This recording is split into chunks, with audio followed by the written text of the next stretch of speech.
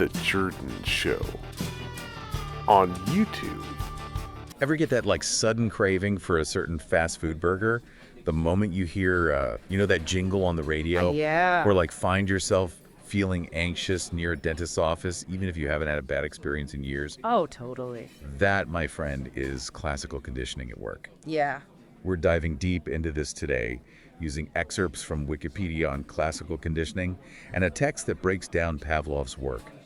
We're going to explore how classical conditioning shapes our everyday lives. It's more common than you might think.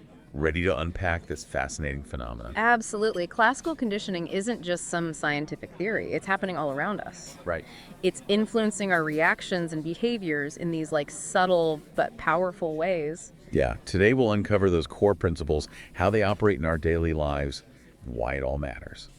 Now, when we talk about classical conditioning, we can't skip over the OG himself, Ivan Pavlov. It's funny, Pavlov wasn't even studying behavior when he stumbled upon this groundbreaking phenomenon. He was a Russian physiologist, researching digestion in dogs,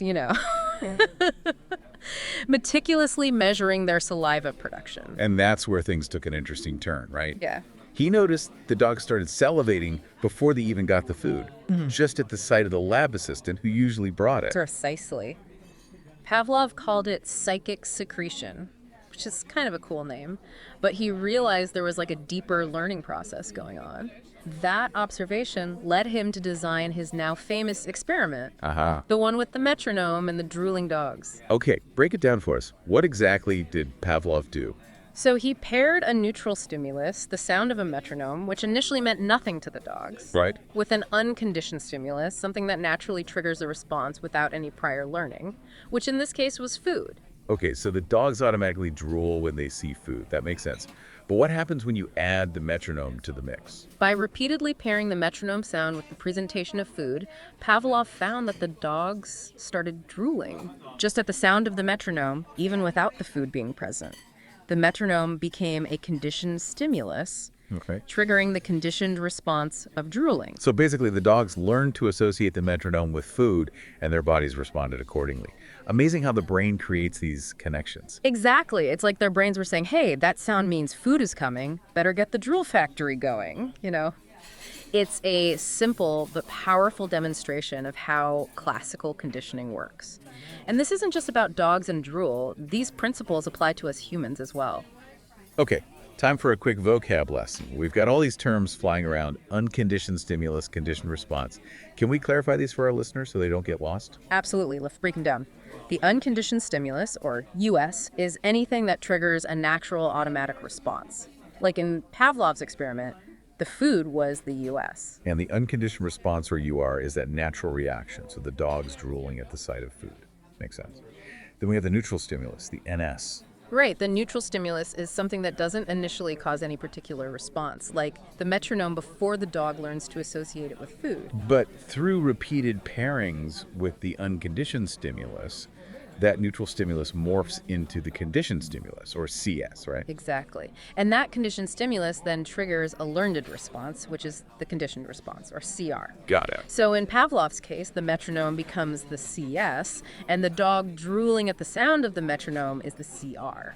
Now, before we move on, I think it's important to point out the difference between classical conditioning and operant conditioning. They're both learning processes, but work in distinct ways. That's a key distinction. Classical conditioning is about forming associations between stimuli, Right. like that metronome and food. Operant conditioning, on the other hand, focuses on how consequences like rewards or punishments influence voluntary behaviors. So to simplify it, classical conditioning is about reacting to stimuli, while operant conditioning is about learning to act in certain ways to get a desired outcome or avoid a negative one. But for this deep dive, we're sticking with classical conditioning and how it shows up in our everyday lives. Ready to explore some examples? Oh, absolutely. I think we all have those moments where seemingly unrelated things trigger a strong emotional or physical response. Classical conditioning is often the culprit behind those seemingly irrational reactions. Let's start with something many people experience: phobias. Remember that example I gave about feeling anxious near a dentist's office? Yeah, That's a classic case of how a negative experience, like a painful dental procedure, right. can lead to a conditioned fear response. even years later. That's a perfect example of how classical conditioning can impact us long after the initial event. The sights, the sounds, or even smells associated with the dentist's office become conditioned stimuli that trigger the conditioned response of fear or anxiety. And it's not just phobias. Think about food aversions. Have you ever gotten sick after eating a particular food and then found yourself unable to even look at that food without feeling nauseous? Yeah. That's classical conditioning too. For sure. Your brain has linked that food, the conditioned stimulus, to the feeling of sickness, the conditioned response. Exactly. And it's a powerful response, even if you know logically that the food itself wasn't the cause of your illness. It highlights how deeply ingrained these learned associations can be. It's fascinating and a bit unsettling to think about how easily our brains can create these connections. Yeah. But what about positive associations? Doesn't classical conditioning play a role in those too? Absolutely. Think about advertising. Okay. Companies are masters at using classical conditioning to their advantage. Oh, yeah. They pair their products with images, music, and messages that evoke positive emotions, hoping to make us associate those good feelings with their brand. That makes total sense. You see a commercial with happy people enjoying a delicious-looking beverage, and suddenly you find yourself craving that drink, Yeah. even if you've never tried it before. Right. It's like they're planting a seed of desire in our subconscious. Precisely. They're banking on our brains making that connection between the product and the positive emotions that they're presenting. And it often works. This raises an important question, though. Isn't classical conditioning kind of manipulative? I mean, if companies can use it to make us crave their products, what about other forms of influence? That's a valid concern. And it's important to be aware of how classical conditioning can be used, both ethically and unethically. But let's not forget, classical conditioning isn't inherently good or bad.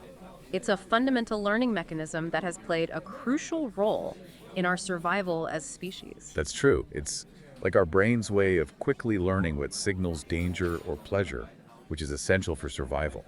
If our ancestors ate a certain berry and got sick, they needed to quickly learn to avoid that berry in the future. Exactly. Classical conditioning helps us adapt to our environment and make predictions about what's going to happen next. So it's a powerful tool that can be used for both good and bad, depending on the intentions behind it. Precisely. It's all about understanding how it works and being aware of the influences around us. Speaking of understanding how it works, let's delve deeper into some of the key phenomena and theories within classical conditioning. Let's do it. There's so much more to explore beyond the basics. One concept that's always fascinated me is extinction. We know that a conditioned response can be learned, but can it be unlearned as well? That's a great question. And the answer is yes, through a process called extinction. It basically involves repeatedly presenting the conditioned stimulus without the unconditioned stimulus. Okay. So in Pavlov's experiment, if he kept ringing the bell but stopped giving the dogs food, Right. their drooling in response to the bell would gradually decrease and eventually stop. So their brains would start to unlearn that association because their prediction that the bell means food is no longer accurate. Exactly. However, it's important to note that extinction doesn't necessarily mean the association is completely gone. Right. It can reappear under certain circumstances. That's where the concept of spontaneous recovery comes in. Oh, that's interesting. So even if a conditioned response seems to have disappeared, it can still come back? Precisely. A previously extinguished conditioned response can suddenly reappear, even without further perils of the conditioned and unconditioned stimuli. It's like the association is lying dormant in our brains, waiting for the right trigger to reemerge. Wow, that's kind of mind-blowing. What kind of trigger could cause a spontaneous recovery? It could be exposure to the original context, or even just the passage of time. Think about a song that brings back a flood of memories years later. Yeah. That's spontaneous recovery at work. That's such a relatable example. It makes you realize how powerful these subconscious associations can be, even when we think we've moved on. Absolutely. And this isn't just a fun fact. Understanding spontaneous recovery is crucial in fields like therapy, particularly for treating phobias and anxiety disorders. So therapists might use techniques based on extinction to help patients unlearn their fearful associations. But they also have to be aware of the possibility of spontaneous recovery. Exactly. They need to equip patients with strategies to manage those resurfacing fears if they occur. It's all about understanding the complexities of how our brains learn and unlearn these connections. This is also fascinating. I'm starting to see classical conditioning everywhere now. It's like a hidden code that unlocks so much about human behavior. That's the beauty of learning about these fundamental principles. They give us a framework for understanding so much of what we do and how we react to the world around us.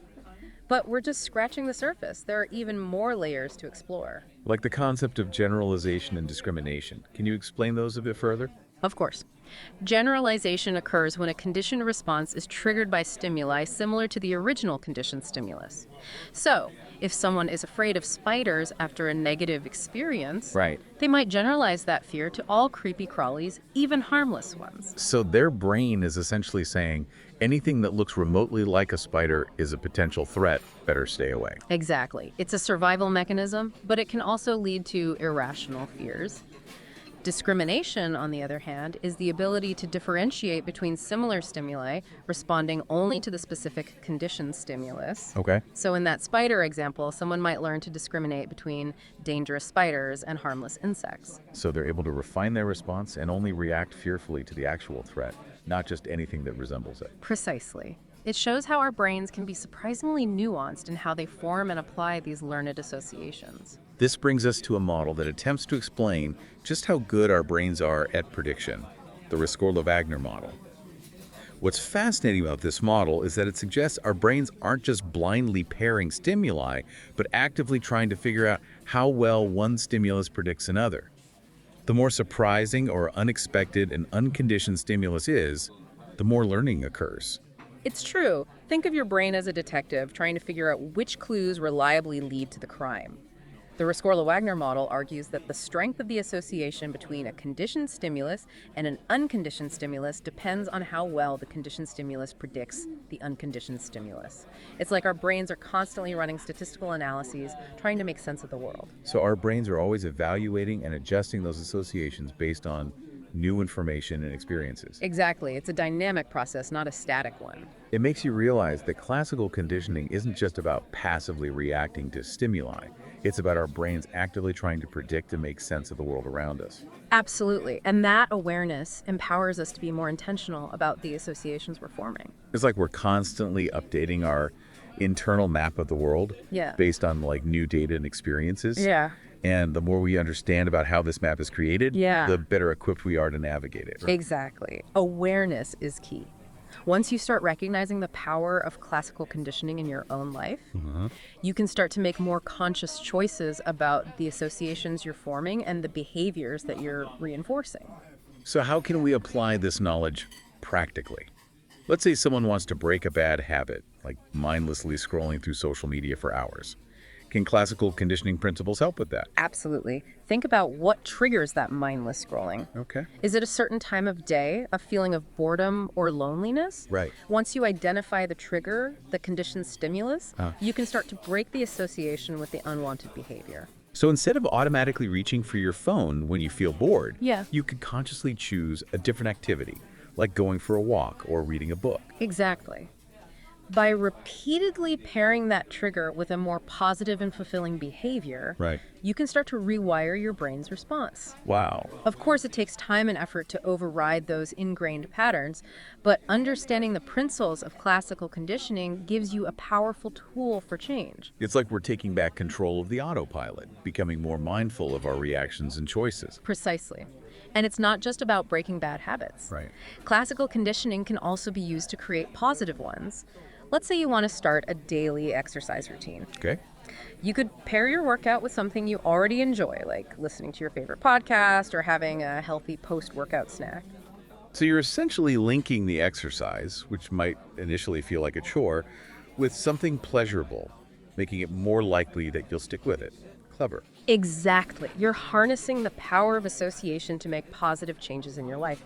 And that's what's so exciting about understanding classical conditioning. It's not just a theory. It's a practical tool for self-improvement and personal growth. It's about recognizing that we're not just passive recipients of stimuli, but active agents in our own learning and development. Absolutely. And that brings us to a thought-provoking question for you, dear listener. Well, Considering how pervasive and influential classical conditioning is, what are some ways you might be unknowingly influenced by it in your daily life? Take a moment to reflect on your own reactions and behaviors. Okay. What triggers certain emotions or cravings? What associations have you formed over time, and how are those shaping your experiences? It's like a personal scavenger hunt for conditioned responses. You might be surprised by what you discover about yourself. And the more aware you become of those influences, the more choices you have in how you respond. Exactly. And remember, this deep dive is just the beginning of your exploration. There's a vast world of knowledge out there about learning, behavior, and the amazing capabilities of the human brain. So keep those brains firing, keep questioning, keep exploring.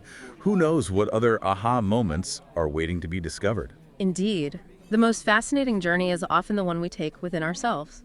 On that note, we'll leave you to ponder the subtle ways classical conditioning might be shaping your own experiences. Happy exploring, and until next time, stay curious.